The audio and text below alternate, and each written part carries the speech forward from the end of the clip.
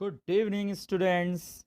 मैं लेकर आया हूँ क्लास 9 मैथ्स 1 का चैप्टर 1 सेट्स। इसका ऑलरेडी मैंने वीडियो अपलोड किया हुआ है, बट वो मैंने ऑन पेपर सॉल्व किया हुआ है और हैंड राइटिंग में है। वो ये है बिल्कुल पूरी तरह से पावर पॉइंट में, तो थोड़ा और इम्प्रूव्ड वर्जन है।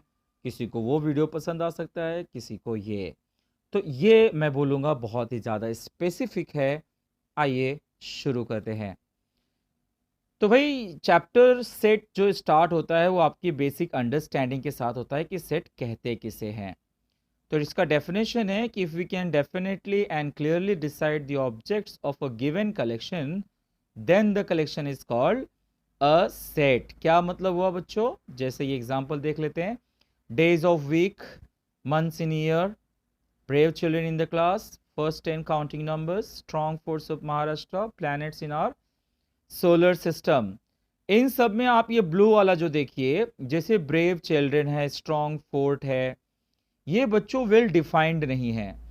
जब आप ब्रेव चिल्ड्रन कहते हैं तो ब्रेव चिल्ड्रन जब आप किसी को कह रहे हैं तो उसकी बहादुरी का कोई फिक्स पैमाना नहीं है जिसे सब कोई मान ले। हो सकता है वो ब्रेव चिल्ड्रन ठंडे पानी से डरता होगा, उसे गर्म पानी ही नहाने के लिए चाहिए होगा। हो सकता है वो ब्रेव चिल्ड्रन किसी छिपकली से डरता होगा। पता नहीं वो कहाँ ब्रेव है और कहाँ नहीं है।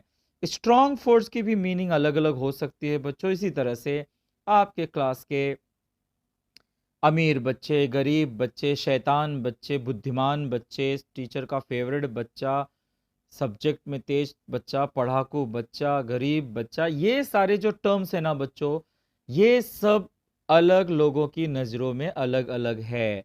तो ऐसे टर्म्स जिसमें वेरिएशन होता है उनको हम सेट्स नहीं कहते। तो सेट्स एक्चुअली होता है group, but group of well defined terms. जैसे डेज ऑफ वीक आप देख सकते हो कि वीक के डेज जो कि फिक्स है बच्चों, आप संडे मंडे ट्यूसडे, ये तो पूरे वर्ल्ड में फेमस है। फिर months in a year, first 10 counting numbers जब आप बोलेंगे तो आप 1 to 10 तक बोलेंगे। Planets in our solar system, मतलब आप जानते हो वो प्लैनेट्स जो होते हैं, नेपच्यून हो गया, हमारे अर्थ हो गई, हमारे जुपिटर हो गया, है ना, ऑल दैट। तो वो सारी चीज़ें हमारी फिक्स हैं बच्चों। ठीक है। तो जिनका वेल डेफिनेशन है उसे ही हम सेट्स कहेंगे। चैप्टर में जैसे जैसे आगे बढ़ेंगे और समझ में आ जाएगा। तो भैया सेट्स में क्या बातें होती हैं वो ध्यान दीजिए। सेट्स को generally capital letter A B C से लेकर जेड तक किसी भी लेटर से डिनोट कर दिया जाता है। उसके जो टर्म्स होते हैं वो स्मॉल ए बी सी से डिनोट किए जाते हैं। और अगर कोई भी जो स्मॉल एलिमेंट है अगर वो किसी सेट में है तो उसके लिए बच्चों ये एक साइन होता है। इसको हम पढ़ते हैं एन एलिमेंट ऑफ। जैसे कि इसको रीड कैसे करेंगे? इसको रीड करेंगे that small A is an element of set ए। और कभी अगर वो चीज़ उस सेट के अंदर नहीं है तब बस इसको कट कर दिया जाता है और कहते हैं कि A is not an element of set A. तो ध्यान रखिए इस पेज पर कि भैया ये जो सिंबल है इसको आप पहचानना सीख लीजिए। कब यूज करेंगे हम देख पाएंगे आगे। अब चैप्टर में आगे बढ़ने से पहले कुछ नंबर सिस्टम्स के बारे में भी आपको रिवीजन करा देता हूं मैं। जैसे बच्चों आप जानते हो नंबर सिस्टम में एक होता है नेचुरल नंबर। नेचुरल नंबर बच्चों 1 से लेकर अनलिमिटेड, होल नंबर 0 से अनलिमिटेड, इंटीजर्स जिसमें माइनस प्लस और जीरो सब आते हैं, इवन नंबर जो 2 से डिविजिबल होता है, ऑड नंबर जो 2 से डिविजिबल नहीं होता है, प्राइम नंबर जो किसी से डिविजिबल नहीं होता, यानी कि वो केवल खुद से और 1 से डिविजिबल होता है। ये स्टार्ट होता है 2 से, फिर देखिए 3 है, फिर 5 है, फिर 7 है, फिर 11 है बच्चों। तो आप सारे नंबर देख सकते हो, हैं तो सबके सब ऑड नंबर्स, लेकिन सारे ऑड नंबर्स नहीं आए। जैसे 9 नहीं आया क्योंकि 9 3 से डिविजिबल है बच्चों। ठीक है। 15 नहीं आया क्योंकि 15 भी 3 से डिविजिबल है, 5 से डिविजिबल है। हैं तो सब ऑड नंबर, पर ऐसे ऑड नंबर्स हैं जो किसी से डिविजिबल नहीं है। इसमें ओनली 2 जो है बच्चों वो एक ऑड नंबर है। तो ये बात इंपॉर्टेंट बात है कि 2 is the only even prime numbers, ये ध्यान रखिएगा। ठीक है। फिर आता है कंपोजिट नंबर जो किसी से डिविजिबल होता है और वो स्टार्ट होता है बच्चों 4 से। तो देखिए 4, 6, 8, 9, 10, 12, 15, इसमें ऑड इवन सब आ रहे हैं। बस इतनी सी बात है कि वो खुद से और 1 के अलावा भी किसी और से डिवाइड होते हैं। तो अगर आपने प्राइम नंबर और कंपोजिट नंबर दोनों को ऑब्जर्व किया तो दोनों में 1 नहीं आ गया, तो भैया उसको हम कहते हैं कि 1 is neither a prime number nor a composite number. ये बड़े काम की चीज है। प्राइम नंबर को बच्चों हिंदी में अभाज्य संख्या कहते हैं और कंपोजिट नंबर्स को भाज्य संख्या कहते हैं, ध्यान रखिएगा। और भी हैं, जैसे कि आप टाइप ऑफ नंबर सिस्टम में देखिए, एक होता है रैशनल नंबर्स जिसको हम परिमेय संख्याएं कहते हैं हिंदी में। तो number which can be written in the form of p upon q where q is not equal to 0। अब ये क्या होता है बच्चों, जैसे 3 होता है तो 3 को मैं लिख सकता हूँ 6 अपॉन 2, मैं 5 को लिख सकता हूँ 10 अपॉन 2, यानी मैं उसको कैसे तो रिप्रेजेंट कर सकता हूँ। इसके एग्जाम्पल्स क्या हैं, all natural numbers, whole number, integers जो आपने पढ़ लिया वो सब के सब रैशनल नंबर्स होते हैं। और ऐसे डेसिमल्स बच्चों जो टर्मिनेट हो जाते हैं, यानी कि 3.2 आप कोई डिवीजन करते हो ना, 3.2 आ गया 3. ऐसे डेसिमल्स जो लिमिटेड हैं, टर्मिनेट हो जाते हैं, इनका आंसर फिक्स है। ऐसे एग्जाम्पल को हम रैशनल नंबर्स कहेंगे। और अगर वो टर्मिनेट नहीं हो रहे हैं लेकिन रिकरिंग हो रहे हैं, वो क्या होता है बच्चों, जैसे 4 के बाद 1 2 1 2 1 2 1 2 आ रहा है और वो टर्मिनेट नहीं हो रहा है, तो जो टर्मिनेट नहीं हो रहा है उसी को हम कहते हैं नॉन टर्मिनेटिंग, और जो टर्मिनेट हो जा रहा है उसको टर्मिनेटिंग कहते हैं बच्चों। तो लेकिन नॉन टर्मिनेटिंग हो बट रिकरिंग हो, रिकरिंग मतलब बार बार अगर वही आ रहा हो, तो ऐसे जो एग्जांपल्स होते हैं वो रैशनल नंबर्स होते हैं। ठीक है, तो रैशनल का ऑपोजिट होता है इरैशनल नंबर। तो number which can not be represented in the form of p upon q is called irrational number. तो वो सारे नॉन टर्मिनेटिंग लेकिन नॉन रिकरिंग नंबर्स, जैसे देखो ये एंड भी नहीं हो रहा है और रिकर भी नहीं हो रहा है, यानी कि सेम पैटर्न नहीं आ रहा है, हर बार डिफरेंट डिफरेंट डिफरेंट नंबर्स आते चले जा रहे हैं। तो ऐसे जैसे यहाँ पर 8 आया, यहाँ पे भी 8 आया, लेकिन यहाँ पे 8 के बाद 5 आया, यहाँ पे 8 के बाद 9 आ गया, मतलब ये नॉन रिकरिंग भी है और नॉन टर्मिनेटिंग भी है। तो ऐसे सारे के सारे जो वैल्यूज होते हैं वो इरैशनल नंबर कहलाते हैं। आपने पाई के बारे में तो सुना ही होगा, सर्कल में लगता है पाई आर स्क्वायर।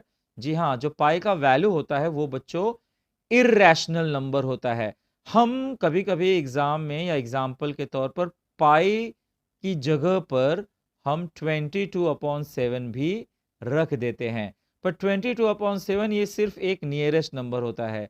और इंटरेस्टिंग बात बच्चों ये है कि हम पाई को तो इरैशनल कहते हैं, लेकिन 22/7 को हम रैशनल कहते हैं।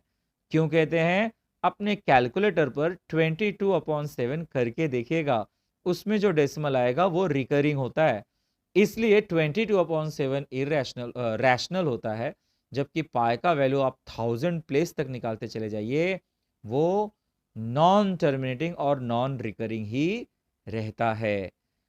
और भी ऐसे एग्जाम्पल, जैसे जिसका रूट हमें नहीं पता, जैसे हमें रूट 4 का आंसर मालूम है 2 होता है, रूट 9 का आंसर 3 होता है, बट ऐसे रूट के आंसर हमें नहीं पता। तो ऐसे रूट के आंसर आते भी हैं तो ऐसे ही होते हैं, वो नॉन टर्मिनेटिंग होते हैं और नॉन रिकरिंग होते हैं। तो वो सारे रूट्स जिसके वैल्यूज हमें ठीक ठीक नहीं पता है, वो सब भी इरैशनल नंबर होता है। तो बच्चों रैशनल और इरैशनल नंबर पे आपको बहुत मेहनत करनी होगी। अगला चैप्टर भी उसी से रिलेटेड है, हम तब तक और मैच्योर हो जाएंगे और सीख पाएंगे इस बारे में। ठीक है, फाइन। तो ये बात इसमें से नोटिस कर लीजिए कि pi is an irrational number but 22/7 is a rational number. ये डाउट कभी तो आएगा आपके दिमाग में, ध्यान रखिएगा। आप YouTube पर बहुत सारे चैनल्स पर सर्च भी कर सकते हैं कि y pi is irrational but 22/7 is a rational number. आपका कॉन्सेप्ट और क्लियर हो जाएगा। तो भैया रियल नंबर्स होता है लास्ट टाइप। इसमें रियल नंबर में क्या होता है, all rational and irrational number together called as real numbers. Standard 8 में था भी, जहां पर आपने टेबल्स में टिक किए थे। तो भैया रियल नंबर्स में सब आ गया, अभी तक जितने नंबर हमने सीखे वो सब के सब रियल नंबर हैं। तो भैया नॉट रियल नंबर भी होते हैं, हाँ भाई होते हैं, वो 11th में आपको देखने को मिलेगा, उससे हम इमेजिनरी नंबर्स कहते हैं। क्या होता है वो आप 11th में ही सीखेगा। तो rational numbers and irrational number together called real numbers. Fine बच्चों, एक और अच्छा है परफेक्ट स्क्वायर नंबर। क्या होता है परफेक्ट स्क्वायर नंबर? देखिए यहाँ पर, जैसे 1 का स्क्वायर 1, 2 का स्क्वायर 4, 3 का स्क्वायर 9, 4 का स्क्वायर 16, 5 का स्क्वायर 25, 6 का स्क्वायर 36 एटसेट्रा। तो ये जो आंसर आया ना बच्चों, जैसे कि 1 आ गया, 4 आ गया, 9 आ गया, 16 आ गया, 25 आ गया, 36, ये जो आंसर्स हैं, ये इनको हम कहेंगे कि ये परफेक्ट स्क्वायर हैं, मतलब ये किसी के स्क्वायर हैं। ठीक है, तो इसलिए हम इनको परफेक्ट स्क्वायर नंबर कहेंगे। ठीक है, हेंस दिस 1, 4, 9, 16, 25, 36, उसके आगे आप 49, 64, 81, 100 कुछ भी लेते चले जाइए, जो किसी की स्क्वायर हैं वो सब के सब कहलाते हैं perfect square number. Okay, done. Okay, अब हम आ जाते हैं थोड़े अपने नेट प्रैक्टिस की तरफ। हमारे पास टेक्स्ट बुक में कुछ बातें बताई है, सेट्स की तरफ अब बढ़ जाते हैं भाई। तो सेट्स के दो तरीके रहेंगे बच्चों, एक रहेगा लिस्टिंग मेथड, या इसी को हम रोस्टर मेथड भी कहेंगे। इस मेथड में हम जितने भी एलिमेंट होते हैं वो कर्ली ब्रैकेट्स में लिखते हैं, और each element written only once separated by comma. ये ओनली वंस क्या होता है थोड़ी देर में मैं समझा देता हूँ। The order of element is not important but it is necessary to write all the elements of the set. तो जैसे जैसे हम बढ़ेंगे वैसे ये चीजें आपको अपने आप ध्यान में आ जाएंगी। दूसरा मेथड है बच्चों रूल मेथड या set builder form. In this method, we do not write the list of element, but write the general element using variable. Variable मतलब क्या बच्चों? X, Y या कोई भी letter followed by vertical line और colon and write the property of the variable. मैं आपको छोटा सा एग्जाम्पल बता दूं। समझो आपकी मम्मी ने कहा कि बच्चा जाओ आप पाव भाजी के लिए जितने भी सामान लगते हैं लेकर आ जाओ। तो मम्मी ने आपको सिर्फ एक रूल बता दिया, वो रूल मेथड था। पर अगर मम्मी ने लिख कर दे दिया होता लिस्ट में कि भाई ये लेते आना, गरम मसाला लगेगा, पाव लगेगा, मतलब आपको टोमेटो लगेगा, आपको पोटैटो लगेगा, जो भी लगेगा नमक वगैरह, अगर वो लिख कर दे देती तो वो लिस्ट मेथड हो जाता। और अगर सिर्फ बता दी कि मुझे ये बनाना है बच्चा, जाओ सामान लेकर आओ, तो वो रूल मेथड हो जाता है।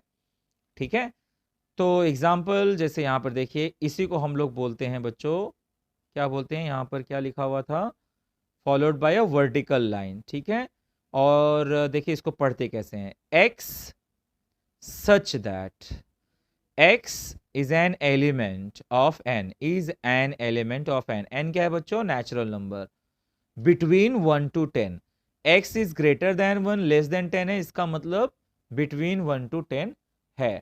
तो इसको कैसे रीड करते हैं, set A is a set of all x such that, ये जो मेरा रेड लाइन है इसका मतलब है सच that x is a natural number between 1 to 10। अगर आपको लिस्ट में इसका आंसर देना हो तो क्या आंसर दोगे बच्चों, बिटवीन 1 to 10 क्या आएगा, 2, 3, 4, 5, 6, 7, 8 और 9। ठीक है, तो मतलब ये रूल हो गया, हमें वो लिस्ट में लिखना होता है।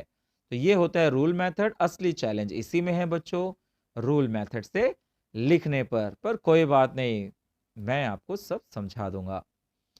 चलिए कुछ एग्जांपल्स देख लेते हैं जो टेक्स्ट बुक के ही हैं।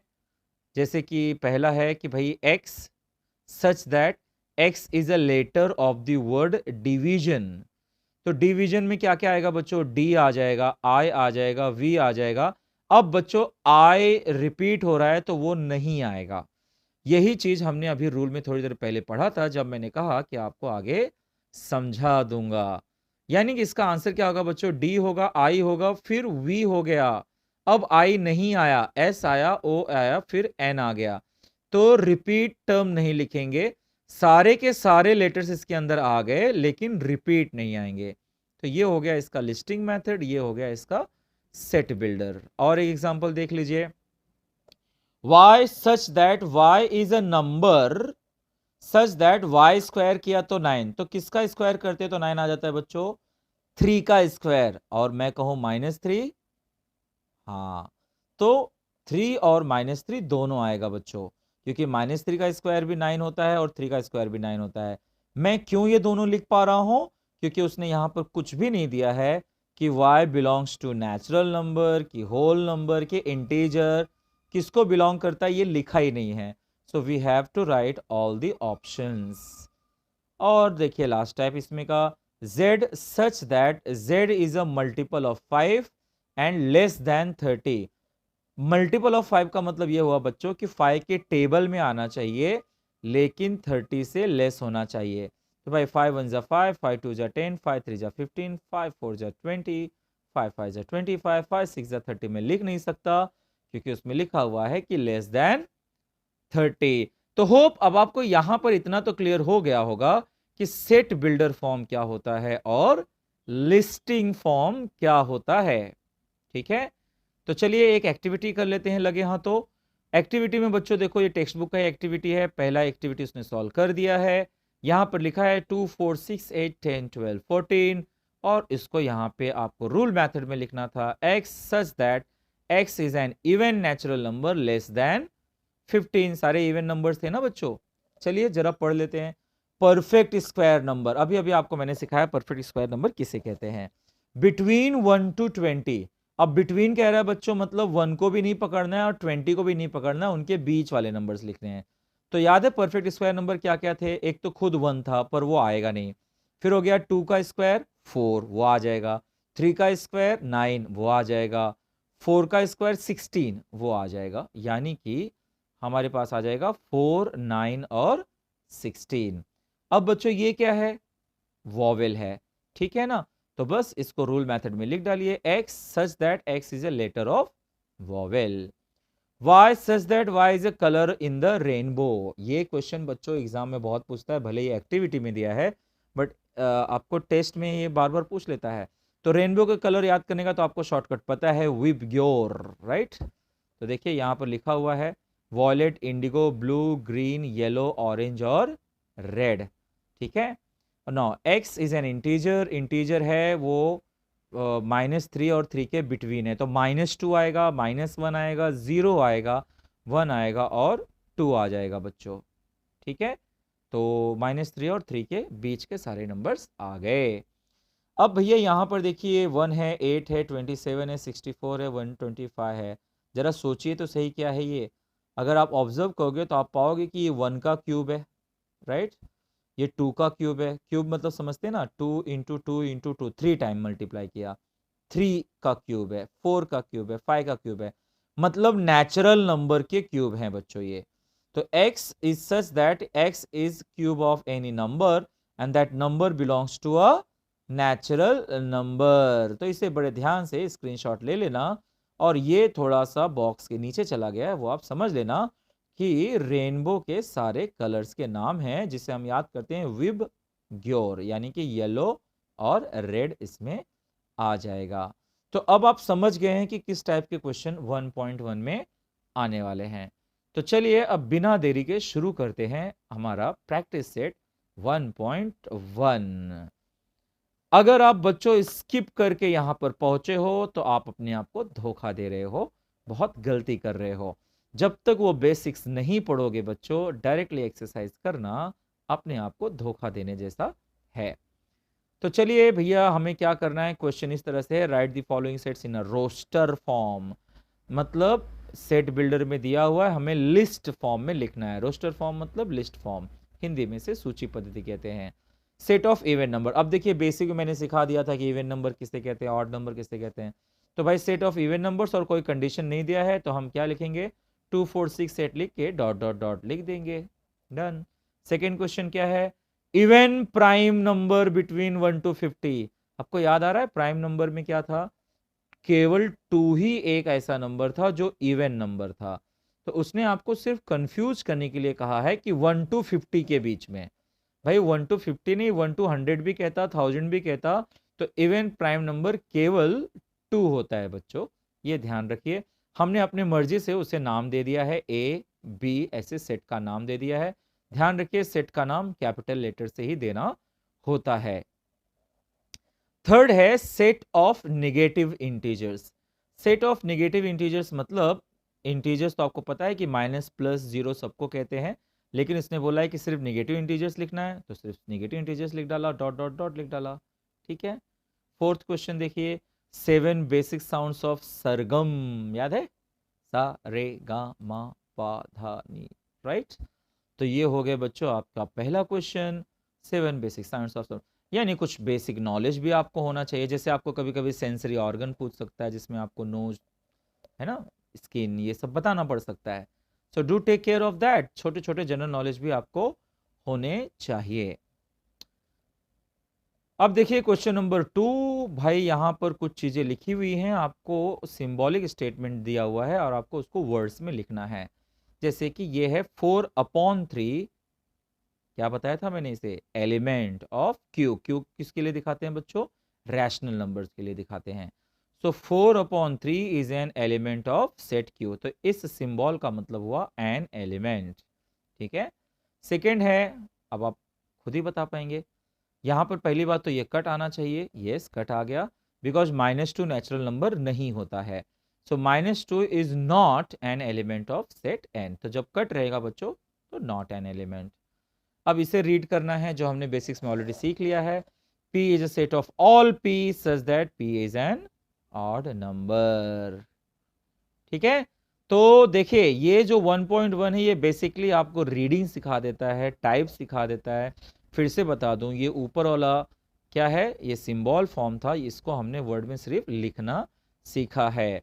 ऐसे वाले फॉर्म को हम लोग सेट बिल्डर फॉर्म कहते हैं। लिस्ट मेथड में एवरीथिंग हम लोग क्लियरली मेंशन करते हैं। बच्चों क्वेश्चन नंबर 3 एक बेसिक क्वेश्चन दिया है, जिसमें आपको बोला गया है कि कोई भी 4-5 सेट लिखिए लिस्ट मेथड या रोस्टर मेथड से, तो आप उसे खुद कर लेंगे। मैं डायरेक्टली आता हूं क्वेश्चन नंबर 4 पर। Right the following sets using listing method, यानी आपको एक स्टेटमेंट दे दिया है बच्चों, आपको खुद उसका लिस्ट लिखना है।